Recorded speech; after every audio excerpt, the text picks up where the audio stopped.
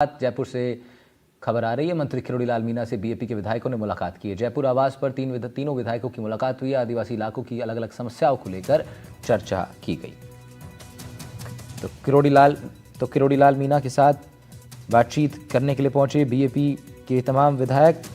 आदिवासी समस्याओं को लेकर के किरोड़ीलाल मीणा के साथ उन्होंने मुलाकात की है। हालांकि चाय नाश्ता भी किरोड़ीलाल मीणा ने उनके स्वागत में रखा और बताया जा रहा है कि एक सकारात्मक बातचीत हुई है। किरोड़ीलाल मीणा ने आश्वस्त किया है कि उनके विषय को वो आगे रखेंगे। मंत्री किरोड़ीलाल मीणा के साथ विधायकों की ये मुलाकात अब वायरल भी हो रही है, क्योंकि कई जगहों पर अब जो है ये तस्वीरें साझा की जा रही हैं आदिवासी पार्टी के नेताओं की तरफ से, जहां ये बताया जा रहा है कि सरकार में अब किस तरह बीएपी के विधायक अपनी बात भी रख पा रहे हैं। सुशांत पारेख हमारे इनपुट एडिटर हमारे साथ लाइव जुड़ रहे हैं इस खबर पर, उनका रुख कर लेते हैं। सुशांत, किरोड़ीलाल मीणा के साथ बीएपी विधायकों की ये मुलाकात जिसमें समस्या है वो बता रहे हैं किरोड़ीलाल मीणा को, जरा इसका क्या हिसाब क्या है, इसका कैलकुलेशन जरा मैं समझना चाह रहा हूँ। देखिए, ये मुलाकात बहुत महत्वपूर्ण है, खासतौर पे बजट सत्र से पहले, खासतौर पे मंत्रिमंडल फेरबदल विस्तार से पहले और खासतौर पे ऐसे समय में जब एसआई भर्ती परीक्षा को लेकर किरोड़ीलाल मीणा रद्द करने की मांग कर रहे हैं। उनकी बात सरकार के भीतर नहीं सुनी जा रही। और दूसरी ओर अगर पॉलिटिकल मायनों के लिहाज से देखें तो राजस्थान की तीसरी सबसे बड़ी पार्टी बाप और आदिवासी बेल्ट में बहुत तेजी से उभरने वाली पार्टी है, उसके 3 विधायक राजस्थान में किरोड़ीलाल मीणा से मिलते हैं। और कहा तो ये जा रहा है कि कुछ क्षेत्र की समस्याएं हैं, बजट में कई सारी डिमांड्स वो चाहते हैं आदिवासी बेल्ट को लेकर, वो उसको लेकर वो मिले हैं, अपनी बात रखी है, किरोड़ीलाल मीणा को चिट्ठी सौंपी है।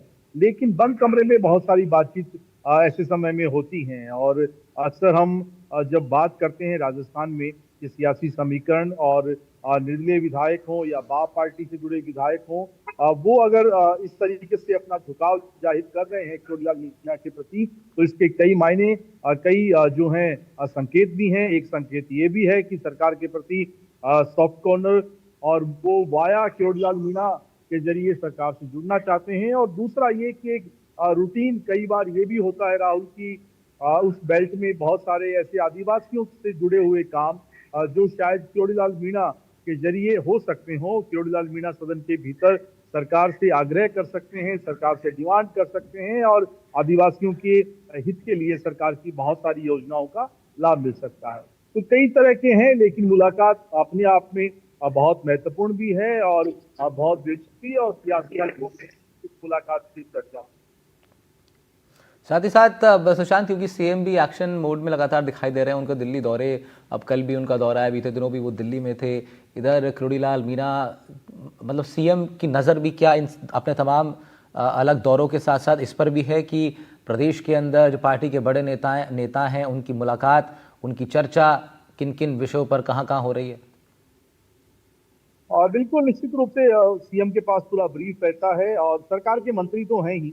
और अभी जो सूची जारी हुई है रोजगार उत्सव की भी और 26 जनवरी को ध्वजारोहण की भी, उसमें भी मंत्रियों को प्रभार वाले जिले और किस तरीके से जो अभी नए जिले बदले गए हैं। किरोड़ीलाल मीणा का हालांकि जिला नहीं बदला गया है, तो सरकार के मंत्री हैं, कृषि मंत्री हैं और सरकार के साथ हैं, पार्टी के पुराने नेता हैं। और अगर वो मिल रहे हैं तो दलील तो उनकी यही होगी कि सरकार से कुछ डिमांड है उनकी और वो डिमांड लेकर उनके पास आए हैं। वो आदिवासियों के हितों की बात हमेशा से करते रहे हैं और सरकार तक अपनी बात पहुंचाएंगे।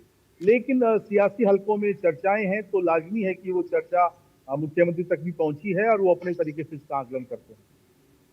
ठीक है सुशांत, शुक्रिया आपका। हमारे इनपुट एडिटर सुशांत पारेख जुड़ रहे थे हमारे साथ, इस बड़ी खबर पर बातचीत कर रहे थे। बढ़ते हैं आगे। सीएम भजनलाल शर्मा एक दिवसीय दौरे पर बालोतरा पहुंचे हैं।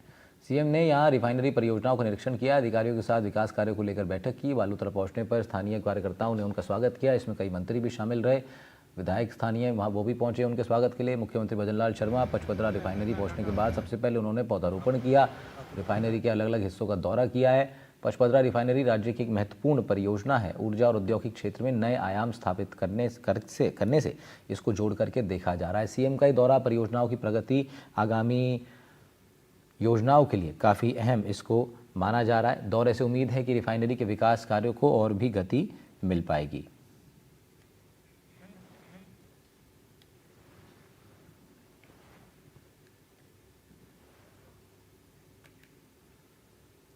उधर राजस्थान और सरकार के लिए सुप्रीम कोर्ट से बड़ी राहत की खबर है। सुप्रीम कोर्ट की खंडपीठ ने 17 सितंबर 2024 को एनजीटी यानी नेशनल ग्रीन ट्रिब्यूनल की प्रधान पीठ की ओर से ठोस और तरल कचरा प्रबंधन नियमों के कथित गैर अनुपालन का हवाला देते हुए राज्य पर लगाए गए 746 करोड़ का पर्यावरणीय हर्जाना का आदेश अब जो है उसको फिलहाल उस पर रोक सरकार की ओर से लगा दी, कोर्ट की ओर से लगा दी गई है। ये फैसला जस्टिस अभय एस ओका और जस्टिस केवी विश्वनाथन की खंडपीठ ने लिया है।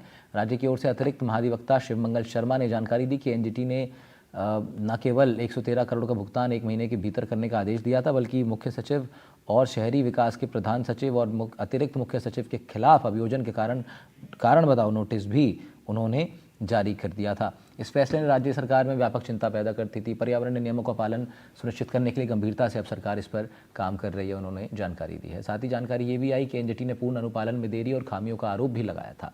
राज्य की वित्तीय बाधाओं और कचरा प्रबंधन के लिए चल रहे प्रयासों पर एनजीटी ने ध्यान नहीं दिया, ये सरकार का पक्ष सामने आया है।